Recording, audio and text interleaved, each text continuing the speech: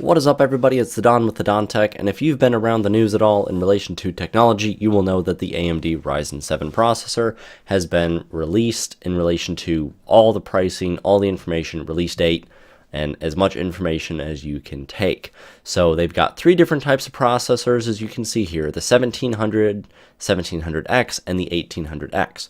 Now these are all on the Ryzen 7. They're going to also have a 5 and a 3 coming out later if that information is still correct, so just put a big asterisk in that with what I'm saying. So I wanted to talk a little bit about these processors, what they're going to necessarily be able to offer, how they're different from the Intel counterparts, my thoughts on it, and then also discuss some things from the previous video where I talked about how Ryzen will fail to compete if they release their processors in the same way that they've been releasing them, where they're trying to hit them on the less expensive part instead of just being a better processor for less money. And right now what it looks like they're doing is going to be coming out with a better processor for less money, not focusing on just trying to be as cheap and inexpensive as possible. And this is going to do nothing but really help everything in general. It's going to help AMD. It's going to really kick them back into gear because they need it. They really need this stuff. And if they can do this same thing with their graphics cards that are going to be coming out, then it's going to be great for us consumers. But on the processor side and what it's going to be offering,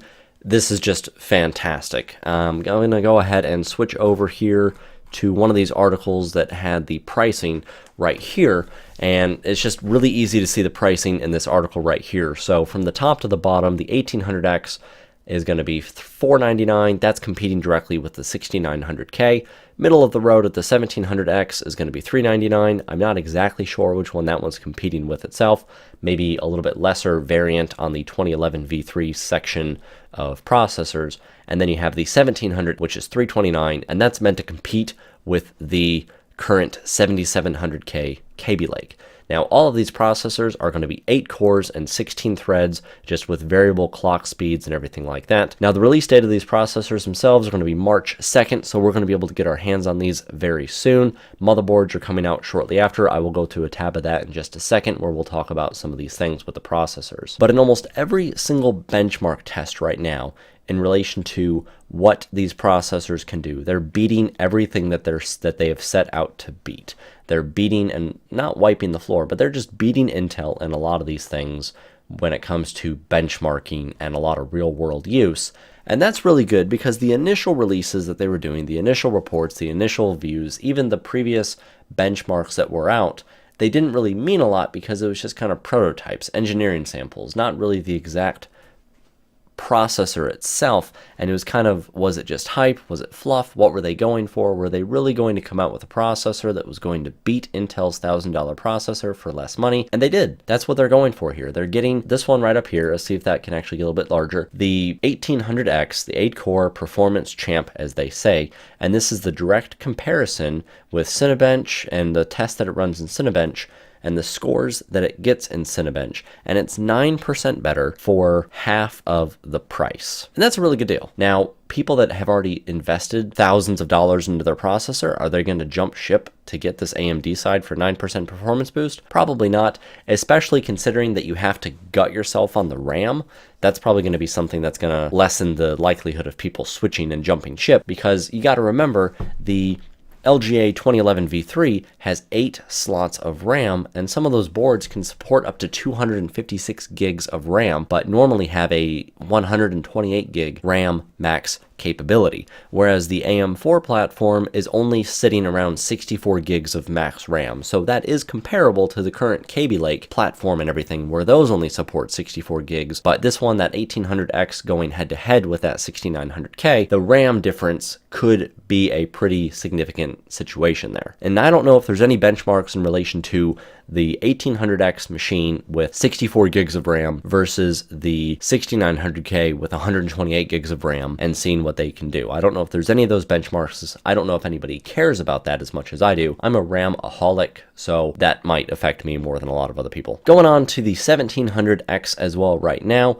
This is competing with, there we go, the 6800K, and showing the 6900K in comparison. Now again, the 6800K is the 2011 V3, so that's kind of a different class in its own versus the last processor that we'll talk about, that 1700 Sans X. But this one right here, this middle of the road $399 processor is going to beat that 6800K, and I do not even know what the 6800K processor is going for right now.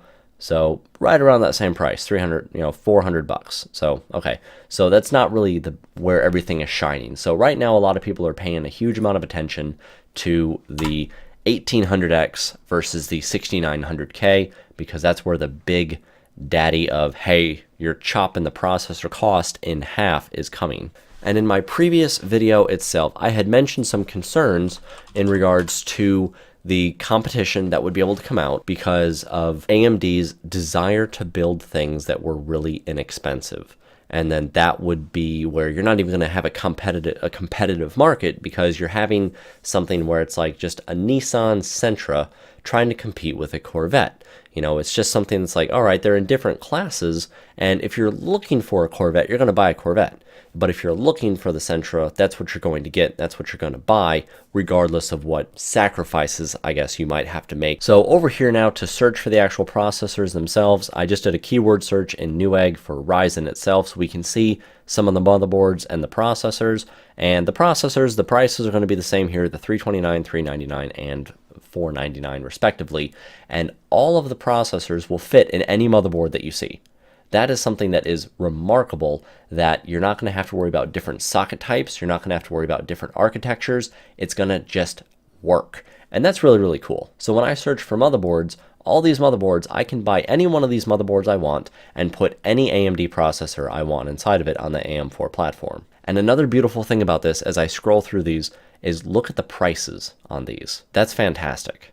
I know these are new motherboards, and the previous video I was talking about older motherboards, but motherboards don't necessarily just discount in price just because the heck of it. I've never seen a motherboard go down $100 just because it was becoming outdated. Now, if we're talking server boards or discontinued boards, that's a different story, but stuff that's still in production, not necessarily, going that cheap. So the best and most encouraging thing for me to see is this beauty right here, this Asus Republic of Gamer motherboard, $255, and it looks identical to some of the other Republic of Gamer boards you can get. The Asus Republic of Gamer boards are beyond stable. They're really good. They last a really nice long time. They have great warranties, great support. That's something that I love seeing on the AMD side, that they have a board like that. They're ready to push it. They're not afraid of the pricing, and they've obviously put quality construction inside of that. Same with MSI and their gaming titanium. They had a titanium line board with their Intel side of things. I think it was a pretty good board. I think it's received relatively good remarks.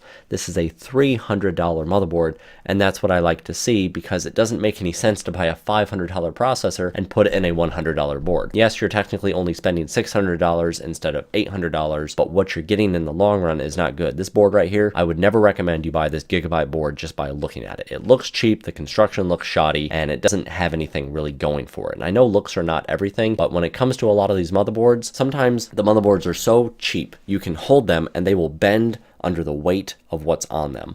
But the good boards, you hold them in the same exact spot, there will be no bending, no warping, because the boards themselves are made solid, the PCBs are thicker, and it's what we need. So me, as if you can tell, I'm very excited to see that these manufacturers of the motherboards are coming out with decent products to support the actual processors that are coming out, and they're hoping to make a big push in relation to the competitive nature versus Intel and the reliability. At least that's what I'm seeing from this. And another thing, which might be the final thing, I'm not exactly sure, in regards to the motherboards themselves, and I'm just going to use this one as an example, is, if I am not mistaken, the overclocking is all handled on the motherboard. And that's a very big responsibility for the motherboard to have, and that's actually an extremely good thing to have.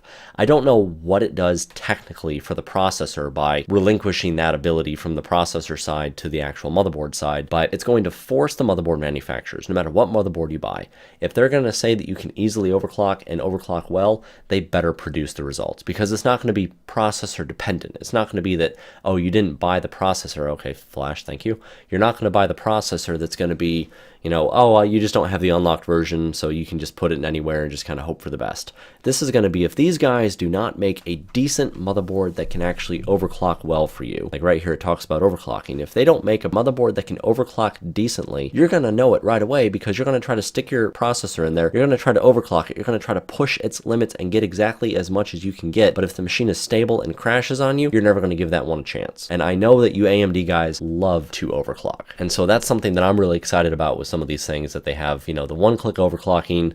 It's got the 5-way optimization, and it sorts out all the complex settings with a click. So that's cool. They have some of those things already with some other motherboards, but you have to have the processor that supports it. But I'm really happy to see that more of this is handled on the motherboard side, like I said, because it's going to hopefully produce and force these manufacturers to make something that's going to be a better overall designed machine. So that's all I've got right now for this video. If you have any questions, leave them in the comments down below. I definitely enjoy the interaction with you guys. I love having a nice conversation when it comes to these things. If you plan on getting this build or you plan on buying a machine right away, you've already pre-ordered one or something like that, let me know in the comments down below. I'd love to pick your brain about why you've made these decisions, what your intentions are, what you're going to do with it, if you have any builds planned, color schemes, what you're going to be doing with this new generation of computer. So thank you again for watching. Give this video a like if you liked it, and if you want to see more information about that, definitely let me know as well. If you like the way these videos pan out and you like that this is kind of just talking about stuff, more of a podcast with, it's kind of a book with pictures, you could say, an audio book with pictures that you look at every now and again. If you like the way that information is presented to you, let me know. If you want to see more stuff like that as well, with more information, more news, if this stuff is interesting to you at all, entertaining to you at all, feel free to let me know. And especially, like I said, give this video a like if you liked it, and give it a dislike if it's something where you just don't like it, or you're interested in Intel side more, you don't like competition, or whatever the case may be. Subscribe if you haven't already to see more content in the future. I'll see you in the next video, and remember, the Don's got your back.